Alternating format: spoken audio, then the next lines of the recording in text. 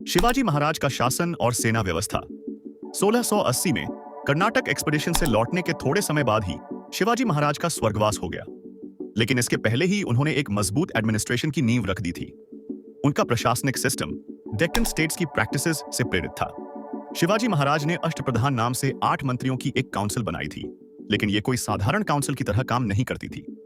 हर मंत्री सीधे शिवाजी महाराज को रिपोर्ट करता था। इनमें सबसे इंपॉर्टेंट मंत्री थे पेशवा, जो फाइनेंस और जनरल एडमिनिस्ट्रेशन संभालते थे। सेनापति सर ए नौबत भी एक महत्वपूर्ण पद था, जिसे आमतौर पर किसी बड़े मराठा प्रमुख को दिया जाता था। मजूमदार अकाउंटेंट थे, जबकि वाकेनवीस का काम इंटेलिजेंस, डाक व्यवस्था और राजमहल के आंतरिक मामलों को संभालना था।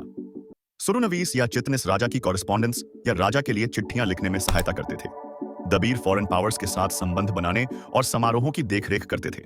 न्यायाधीश और पंडित राव न्याय और चैरिटेबल ग्रांट्स के लिए जिम्मेदार थे। अब बात करें सेना की। शिवाजी महाराज ने अपनी आर्मी और रेवेन्यू सिस्टम को बड़ी सावधानी से ऑर्गेनाइज किया था। वो अपने सैनिकों को फिक्स सैलरी देना पसंद करते थे, हालांकि कुछ को जमीन के रूप में इंसेंटिव्स या सारंजाम भी मिलते थे। सेना में सख्त अनुशासन था। ना तो नर्तकियों को और ना ही महिलाओं को सेना के साथ जाने की अनुमति थी। हर सैनिक द्वारा युद्ध में लूटी गई संपत्ति का सख्ती से हिसाब रखा जाता था। उनकी रेगुलर आर्मी पागा में लगभग 30,000 से 40,000 तक कैवलरी थी, जिसे हवालदार सुपरवाइज करते थे, और इन्हें भी फिक्स्ड सैलरी मिलती थी। किलों की सुरक्षा पर विशेष ध्यान दिया गया था। हर किले में 3 समान रैंक के अधिकारी तैनात किए जाते थे, ताकि किसी भी ट्रेचरी या विश्वासघात से बचा जा सके। रेवेन्यू सिस्टम की बात करें तो यह मालिक अंबर के सिस्टम से प्रेरित था। 1679 में अन्नाजी दत्तो ने एक नया रेवेन्यू असेसमेंट पूरा किया। यह कहना गलत होगा कि शिवाजी महाराज ने जमींदारी, देशमुखी या जागीर मोकासा सिस्टम को खत्म कर दिया था। उन्होंने हेरेडिटरी लैंड होल्डर्स मीरासदार की शक्ति पर करीबी नजर रखी थी। हालांकि समय के साथ ये मीरासदार अपनी शक्ति बढ़ाने लगे और अपने गांवों में गढ़, बैस्टियंस और कैसल्स बनाने लगे।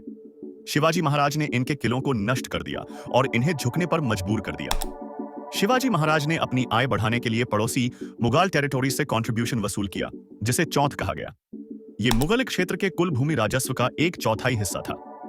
उन्होंने देशमुखों की शक्ति को नियंत्रित करके एक मजबूत राज्य की नींव रखी। उनकी सेना उनकी नीति का एक महत्वपूर्ण हिस्सा थी, जिसमें तेज गति से हमला करना सबसे बड़ा फैक्टर था।